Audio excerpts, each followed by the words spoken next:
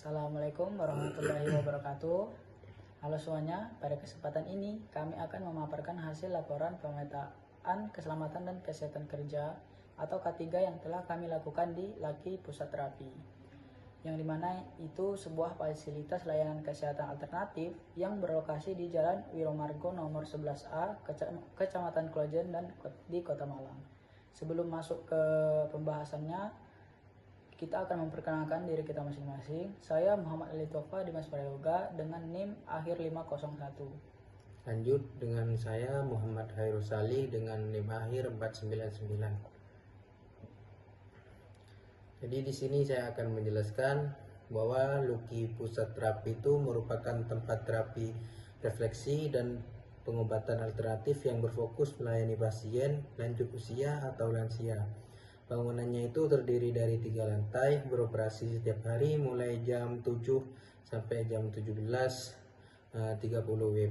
Yang membedakan tempat ini dari terapi pijat biasa adalah penggunaan alat terapi elektrik seperti konesim dan sabuk panas yang ditempelkan langsung ke tubuh pasien, sementara petugas hanya bertugas mengoperasikannya secara bergilir atau shift-shiftan. Nah, dalam penelitian kami itu mengidentifikasi 2 kelompok stakeholder utama. Yang pertama itu staf atau pegawai yang bertugas sebagai operator alat terapi dan resepsionis. Kedua yaitu pasien lansia sebagai penerima layanan langsung. Nah, fokus ketiga kami itu terbagi menjadi 3, yaitu keselamatan bangunan, kesehatan kerja staf, dan keselamatan pasien. Nah, lanjut teorinya di sini. Jadi yang kami digunakan dalam penelitian ini adalah iceberg teori atau teori gunung es. Teori ini menggambarkan bahwa kerugian akibat kecelakaan terbagi menjadi 2, biaya langsung yang berdampak di permukaan seperti biaya pengobatan pasien yang cedera hanyalah sebagian kecil, jauh lebih besar adalah biaya yang tidak langsung yang tersembunyi di bawah permukaan, seperti hilangnya kepercayaan pasien, penurunan jumlah pelanggan, hingga potensi tuntutan hukum dari keluarga pasien. Nah, selanjutnya dari hasil observasi lapangan, kami menemukan beberapa potensi bahaya atau hazardnya, yang dimana hazard yang paling krusial yaitu hazard fisik, yang di kondisi tangga 3 lantai yang tidak dilengkapi strip anti-slip pada pijakan, serta pegangan tangan yang hanya berupa pita kain dekoratif, bukan handrail standar keselamatan. Dan selain itu juga, toilet yang letaknya bersebelahan langsung dengan tangga menciptakan potensi area basah dan licin pada jalur yang dilalui pasien lansia. Lanjut, selain hazard fisik, jadi di sini kami juga menemukan hazard kimia dari penggunaan cairan disinfektan untuk sterilisasi alat, hazard biologi dari kontak langsung alat terapi dengan kulit pasien secara bergantian, serta hazard kebakaran berupa penempatan apar yang diletakkan di lantai pada area tersembunyi, tidak sesuai dengan standar keselamatan yang seharusnya digantung di dinding pada lokasi yang mudah dijangkau. Nah, kami juga mengklasifikasikan hazard ke dalam 3 tingkatan.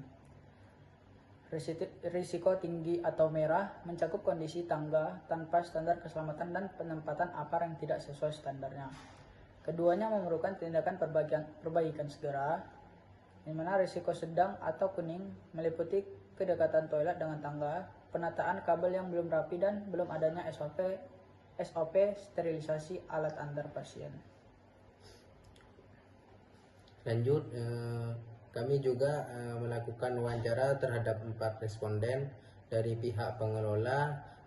Ibu Roka selaku General Manager mengonfirmasi bahwa alat terapi belum disterilkan setiap pergantian pasien, hanya dibersihkan setiap sore, dan belum ada SOP tertulis untuk kondisi darurat. Sementara itu 3 pasien lansia yang kami wawancari menyatakan merasa cukup aman menggunakan tangga dan nyaman terhadap penggunaan alat terapi tersebut. Meskipun pasien merasa aman, kami perlu menegaskan bahwa persepsi subjektif ini perlu disandingkan dengan fakta lapangan.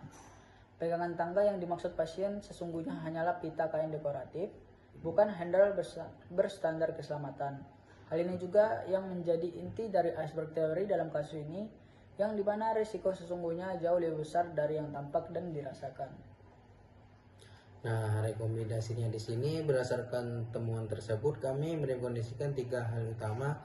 Pertama, segera pasang strip anti-slip dan handrail standar pada seluruh tangga. Kedua, pindahkan dan gantung apar pada posisi strategis yang mudah dijangkau di setiap lantai. Ketiga, terapkan SOP sterilisasi alat terapi setiap pergantian pasien untuk mencegah resiko infeksi silang. Demikianlah pemaparan laporan mapping 3 kami di Laki Pusat Terapi. Semoga hasil penelitian ini dapat menjadi masukan yang bermanfaat bagi pengelola dalam meningkatkan standar keselamatan, khususnya bagi pasien lansia yang menjadi pengguna utama fasilitas ini. Cukup sekian, jika ada kesalahan kata dari kami mohon dimaklumi. Wabillahi taufiq wal hidayah. Wassalamualaikum warahmatullahi wabarakatuh.